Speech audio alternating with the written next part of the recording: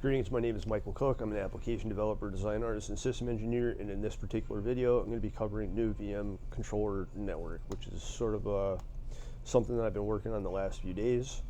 I'm going to go ahead and load the module that requires the XAML class type stuff, and then I'm going to load up the graphical user interface that I spent the last couple days updating and modifying to work with the classes that I've been developing over the last couple of weeks. It doesn't normally take this long. This laptop is a bit old, and whenever it runs OBS, it takes a minute to load up. Anyway, I'm going to go ahead and, it's 3,300 lines or so. Some of it's just kind of like styling for the section that makes it easier for me to manage writing the classes and such. Anyway, now what's going to happen is it loaded all those classes into memory, and it's instantiating the NewVmController master. It renamed a lot of the classes, and then staging the XAML, and it's going to invoke the XAML. And here it is. So as I enter in, the domain name, it's going to validate it as if whether it's a valid domain name or not. If I hover over that, it'll tell me what the problem is. Well, there's various reasons that'll come up, but let's see. That one's not going to be valid because the hyphens there. First last character cannot be a period or a hyphen. So I go ahead and click set, and that allows me to proceed with the creation. So basically the whole point of this is to set up a template with current network information that works, so that it can distribute it to a virtual machine, and then it knows that it's able to reach an outside network or the internet. So right now it's set to use IPv4, and any interface that has an internet connection will show up in the data grid below. Data grid below. So once this populates, I'll talk about what it does and everything. So each of these events that are coming up, they're touching on like the default classes or the default commands in PowerShell, and then it's piping it into a custom class that allows me to coagulate the information. I guess that's probably the wrong word, but anyway, this is an idea that I've had in other graphical user interfaces, where like if I have an idea for a new, it'll set all the information below so that I can edit it and stuff. But if I select something that already exists, it won't let me change any of it. But I could remove it if I wanted to. I don't want to do that. So what I'm going to do is I'm going to go ahead and create a new switch called testing, and then I'm going to set it to this. Make sure that my other adapter that I'm going to use here is connected to a network, and then it's going to pop open with a thing. Oh, actually it already did. Anyway, yeah, so I'm not entirely sure it's going to work because it wasn't connected before I did this, but I'm going to give it a shot. So I click the OS for OS management, and it allows me to do whatever with the management operating system. Now I'm going to click this to create a virtual switch. And this is all stuff that you could do with basic Hyper-V or PowerShell, which is what the PowerShell command right there it's running is accessing. And then once it creates that switch, it's going to refresh all that information automatically and then populate the data grid here. So it's running through this whole process again. There probably is a way to make this work a fair amount faster, but the idea here is having all the information available to show below, which when I selected external, there was a network that showed up that had internet connectivity. I don't know why that's taking so long. But yeah, this is sort of what I have to deal with on my laptop. So I don't think it's frozen, but I haven't experienced it taking this long just to make a switch. There we go. came back, and now it logged it to the console and everything. I haven't really talked about the console object in the module, but if all goes well, when I close out of this, I'll go over some of the properties in the variable there. That variable right there has so many different sub-properties and classes and methods that I can actually call upon a method called reload, and it'll reload the graphical user interface even if it does crash. So now we got this new one here, and then it's got that network there. So if I go to external, right, and I select that one, right, so the network right there, let's say I want to see the range. So if I click scan, it's going to open up a run space, and then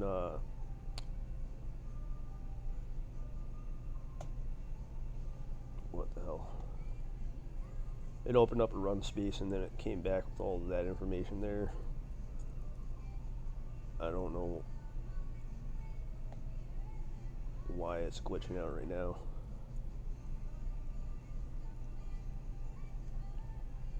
I think maybe it ran it again. Sometimes my yeah, I gotta fix that and that. But those are little things that they're not a hindrance to the whole entire program or whatever. So anyway, now it's got all that information. I can go over to the DHCP tab, and then it shows all that information for that network, and it'll actually find the exclusion addresses. So it does a ping sweep to figure out all the available host addresses, and then anything that comes back from that ping, if it's not the network or the broadcast address, then it will add it to the DHCP exclusion list. And then you know, I go over to adapter, it'll show the actual adapter that's piped to that switch. If I go to the configuration, it'll show the actual net IP configuration, detailed information. You know, these are customized classes that it's not the there's a command in PowerShell that gets back the adapters, and then there's another command that gets back the configurations, and there's another command that gets the switches, the VM switches. So with the switch, you get the unique identifier for the adapter, and with the adapter, you can get the MAC address, and then with the MAC address, you can get the correct configuration from that. So these aren't, this stuff isn't like intuitive, by the way. But yeah, so if I move around and stuff, all the stuff in the data grids and fields below are going to be depopulated. And if I go back into this, yeah, I would have to run it again. But that's okay. This one doesn't have an adapter or a configuration. This one does. And then it can, you know, figure out what the network range is. So anyway, I just created that. I go over to range, and it's got 512. And then the notation basically breaks down the whole number of hosts and everything. So if I click scan, it's going to take a little bit longer than the other one did. Or maybe it would take the same amount of time. I don't know. Or less. Anyway, it's a lot of hosts. And then if I go over to the DHCP tab, and then there it is. So it's got start range. I don't know why, heck.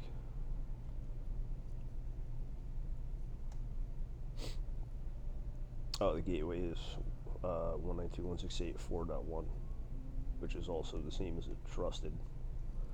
So in some cases, the information will conflict with other properties, but that is okay. So from here forward, what I would do is I would click assign.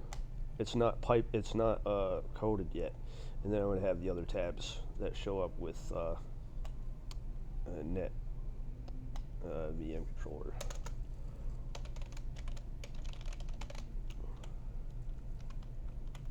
Or NewVmController. I don't think that's actually gonna, yeah, no, it's not.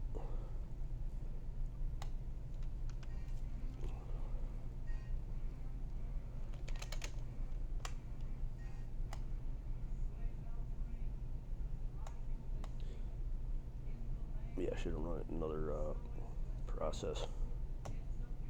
Hang on. Alright, so I reran the original, the thing that I just showed, and then what I wanted to do was just kind of like show off some of the stuff inside. So, module is basically the module itself, and then network is the one I want to show off, and then interface, which is basically a combination of all the other properties that I talked about. And now I have the switches and everything that they're piped to. And then if I go to output 0, let's say selected, it's going to give me the selected network information. So if I go to range and then host, and then I say selected host,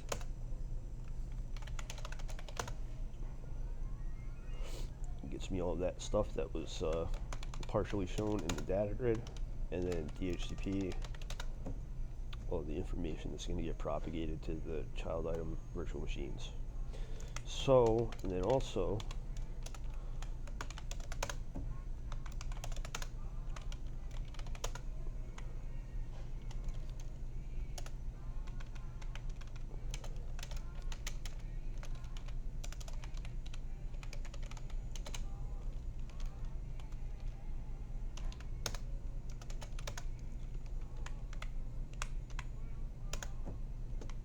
same thing, where well, it's not this, it's the same thing but different information is showing up. The DNS information is totally different. That's because it's actually connected to the Wi-Fi, and it's getting the DNS from that. And then the host range, there's a lot more hosts there because it's 512 hosts, or 510, and then the DHCP information is there, and then everything in that range is going to be in there, but the DNS stuff isn't. It's outside of that network. That's okay. Yeah. So now I can say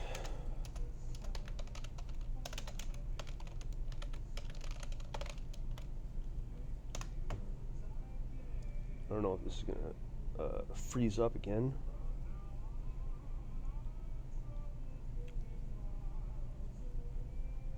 Yeah, I was having issues with this before, so here's what I'm gonna do. Alright, so now you just dispose the host and then reran the command, which is part of the module. And now what I can do is basically the same thing here.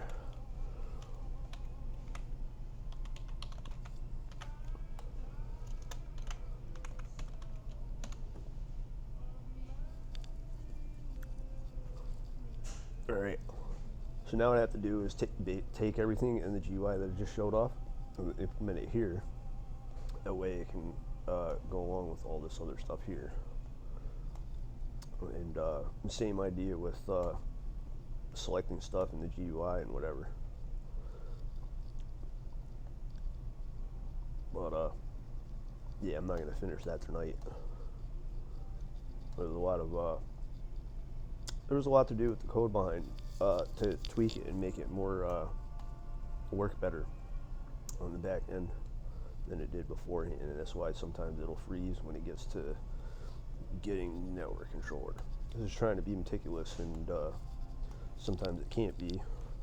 So anyway, that's going to do it for this particular video. If you liked what you saw, feel free to like, comment, or subscribe, and thanks for watching, and Happy New Year.